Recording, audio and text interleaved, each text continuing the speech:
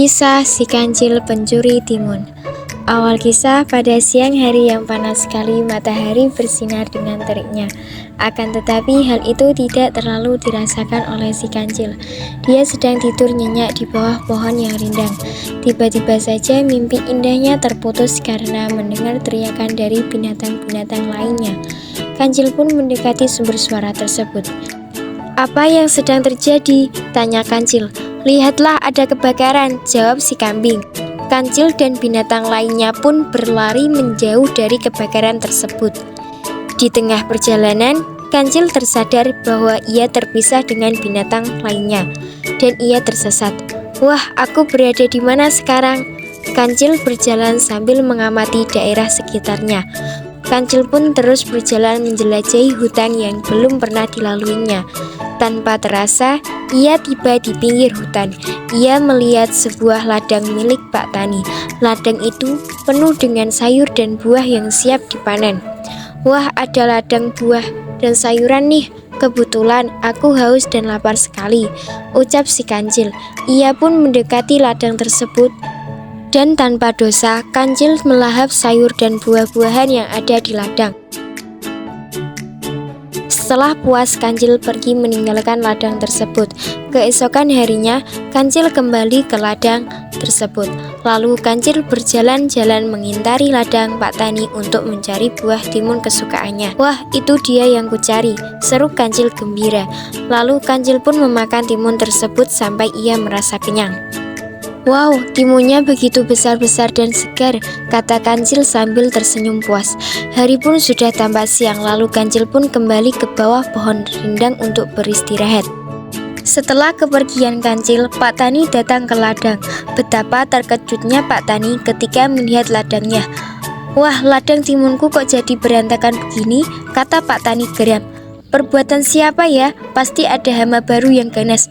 Atau mungkinkah binatang lapar yang mencari timunku?" omel Pak Tani karena melihat ladangnya yang rusak. Kemudian Pak Tani membenahi kembali ladang yang rusak. Di sisi lain, kancil terus memperhatikan Kak Tani dari tempat istirahatnya. "Duh, Pak Tani kok lama ya?" ujar kancil. Setelah kancil menunggu cukup lama, akhirnya Pak Tani pun pergi. Lalu kancil kembali ke ladang tersebut. Namun ia melihat ada seseorang di tengah ladang. Ia mengira bahwa itu adalah teman Pak Tani. Kancil pun mendekati teman Pak Tani dan hendak meminta maaf. "Pak, saya minta maaf karena sudah merusak ladang Pak Tani," pinta kancil. Namun karena tak kunjung mendapat jawaban, kancil pun kesal dan ia menendang teman Pak Tani itu. Namun kaki kancil tersangkut dan ia pun terjatuh. Tak disangka, Pak Tani melihat kancil yang terjatuh karena orang-orangan yang telah dibuat olehnya. Pak Tani pun mendekati si kancil dan memarahinya. Lalu Pak Tani menangkap dan membawa kancil tersebut ke rumahnya. Sesampainya di rumah Pak Tani, kancil dikurung di dalam kandang ayam.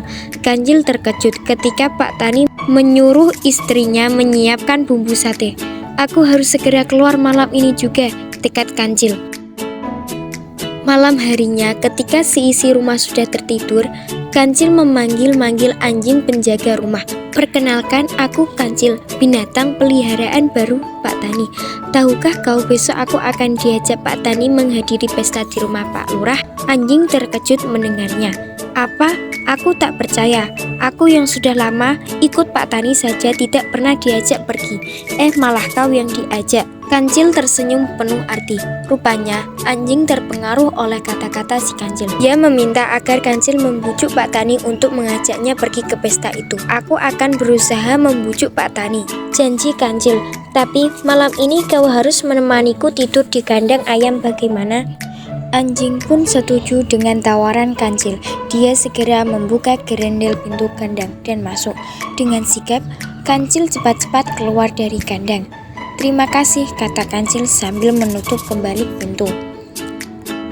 Kancil pun segera berlari meninggalkan rumah Pak Tani. Anjing yang malang itu baru menyadari kejadian sebenarnya ketika kancil sudah menghilang pergi ke hutan.